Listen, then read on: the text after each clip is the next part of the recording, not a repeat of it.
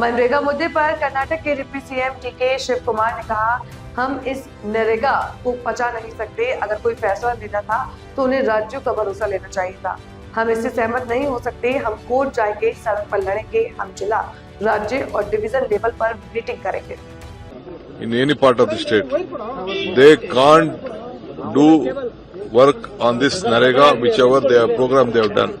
Whatever the new program of this guarantee they have given, they can't work. This is impossible. There is a lot of difference in it. Because here in the panchayats had the power to take up the work. Now they are telling Delhi will decide. And 40% of the revenue no state can afford. If any decision has to be taken, they should have taken the confidence of the states. Without taking the confidence of the states, they have done this program. It is not, we can't agree. We will go to the court. We will fight out on the street. In every panchayat, we will organize meetings. In every district level, state level, division level, we are going to organize. We are going to educate the people. And we see it is a big failure. This is right to work, right to live. It is a guarantee of work which the program was being given by the Congress party.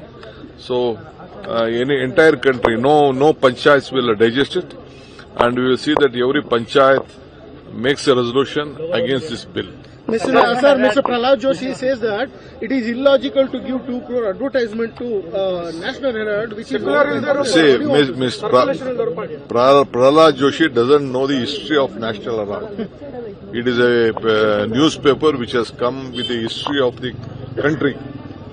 It is a party, it is a Herald paper which has been a part of bringing freedom to this country.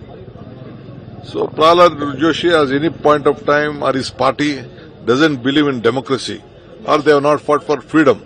It is the Congress party has fought for freedom, and in those days, Panditji started this great newspaper, and is a big history in this. he says to please the Rahul Gandhi, who is a